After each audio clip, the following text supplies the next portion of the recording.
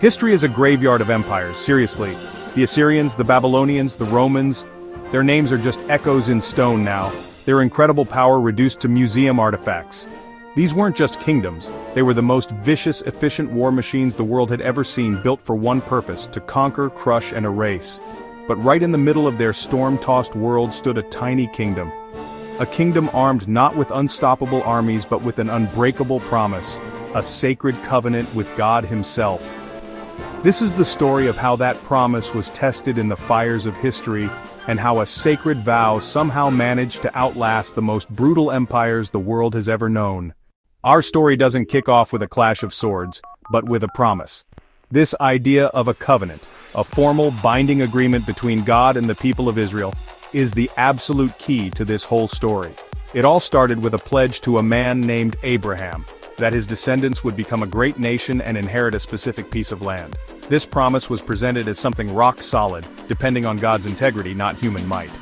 But as we'll see, it was definitely a two-way street. This promise hit its golden age under King David and his son Solomon. Jerusalem became a thriving capital, and they built the first temple, a wonder of the ancient world that stood as a physical symbol of God's presence.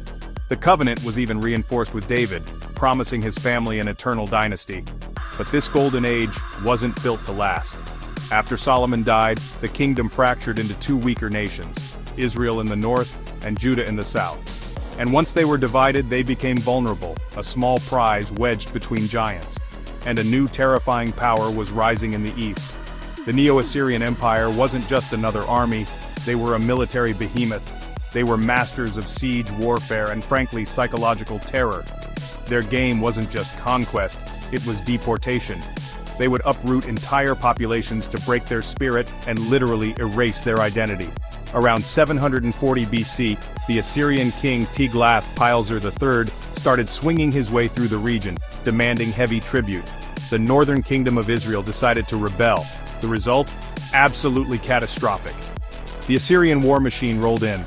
After a brutal 3-year siege, the capital city of Samaria fell in 722 BCE. The Assyrians did what they did best.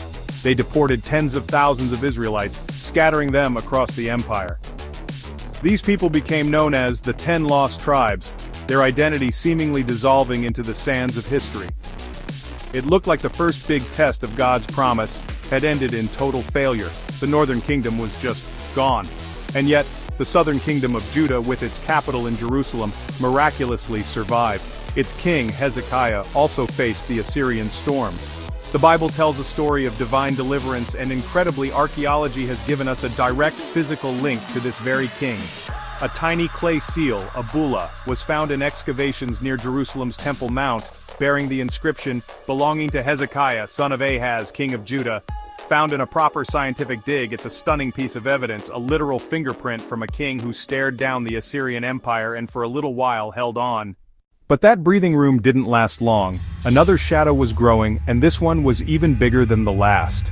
In Babylon, a new empire was on the rise, and its king, Nebuchadnezzar II, had his sights set on Jerusalem.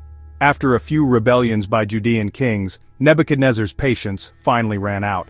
In 587 or 586 BCE, his armies surrounded Jerusalem. The siege was a long, slow, and horrific affair. The city was literally starved into submission before its walls were finally broken. What happened next would scar the Jewish consciousness forever. Nebuchadnezzar's troops burned Jerusalem to the ground. They tore down the palaces, the homes, and worst of all, they destroyed Solomon's temple, the very heart of their faith. The Davidic royal line was finished, and the people, the scribes, the leaders, the skilled craftsmen, were chained and marched into exile in Babylon. This was the Babylonian captivity. This looked like the end. The moment the promise was well and truly broken, the promised land was lost, the royal dynasty was deposed. God's dwelling place on earth was a pile of smoking rubble. It was the absolute lowest point in Jewish history. A devastating punishment that prophets had warned was the price for breaking their side of the deal. It really seemed like the end of the story. But then, history did what it does best. It took a hard left turn. In 539 BCE, the seemingly invincible Babylonian Empire was conquered by a new force, the Persians led by a king known as Cyrus the Great. And Cyrus did something nobody saw coming. Instead of the usual crush your enemies routine, Cyrus issued a decree that actually allowed the peoples conquered by Babylon to go back to their homelands and worship their own gods. The biblical book of Ezra records that this explicitly included the Jews. Cyrus didn't just let them go home, he encouraged them to rebuild the temple in Jerusalem. For the exiled Jews, this was mind-blowing. An act from a foreign king that felt like a miraculous sign that the covenant wasn't broken after all. A remnant of the people returned to Zion, and on the ashes of Solomon's temple, a second temple would eventually rise. Centuries rolled by. The world was changing again. A new kind of empire started spreading, one that conquered with culture as much as with swords. With the conquests of Alexander the Great, Judea fell under the influence of the Greeks. This wasn't just a military takeover, it was a cultural one. Greek culture, or Hellenism with its philosophy, language and gods, started seeping into every corner of Jewish society. The breaking point came under the Seleucid king Antiochus IV Epiphanes. He launched a brutal campaign to stamp out Jewish religious practices. He desecrated the Second Temple, building an altar to Zeus right inside its sacred walls. This, as you can imagine, sparked a furious rebellion. In 167 BCE, a group of Jewish fighters called the Maccabees rose up.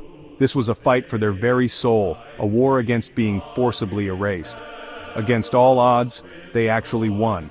They took back Jerusalem and rededicated the temple, an event that's still celebrated today as Hanukkah. They even established an independent Jewish kingdom that lasted for about a century, a fierce comeback for their covenant identity. And then came Rome, the most organized, most ruthless, and most enduring empire of them all.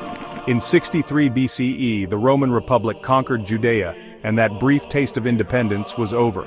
Roman rule was tense and often brutal. Puppet kings like Herod the Great walked a tightrope, and discontent was always simmering just below the surface. The final breaking point came in 66 CE when a full-blown Jewish revolt against Rome exploded. The Roman response, led by General Vespasian and his son Titus, was merciless. They laid siege to Jerusalem in 70 CE, and it was an apocalypse of starvation, infighting, and slaughter. The city eventually fell. The Roman legions poured in, and in a horrifying echo of the Babylonians centuries earlier, they destroyed Jerusalem and burned the Second Temple to the ground. The sacred place was gone. This time, it seemed, for good. Hundreds of thousands were killed, and the survivors were scattered across the vast Roman Empire. This incredible story of survival against all odds is just one of the amazing tales that have shaped our world. If you found this journey through history as compelling as we do, make sure you subscribe to our channel and hit that notification bell so you don't miss our next exploration into the past. And let us know in the comments which of these empires you find the most fascinating. The Assyrians, the Babylonians, the Persians, the Greeks, the Romans, they are all gone. Their gods are silent, their thrones are dust. Their vast empires, which must have seemed eternal, have all vanished into history. After the total destruction in 70 CE, the Jewish people were once again a people without a land, without a temple, and without a king. Logically, that should have been it, the end of their story, their identity just fading away like so many other groups crushed by history. But it didn't. You see, the covenant had transformed. It was no longer just about a specific piece of land or a kingdom. It became a portable homeland, a code of laws and beliefs carried not in a place but in the hearts and minds of a scattered people. The vow outlasted the stone and mortar of the temple. While the great empires that tried to wipe them out are now just dusty subjects for archaeologists, the identity forged by that ancient promise endured, profoundly shaping the course of human history. It's the ultimate proof that sometimes an idea, a promise, a story, a faith, can be tougher than any army and can outlast even the most vicious empires the world has ever known. Please make sure you like, share, and subscribe. It helps the channel grow. Thank you.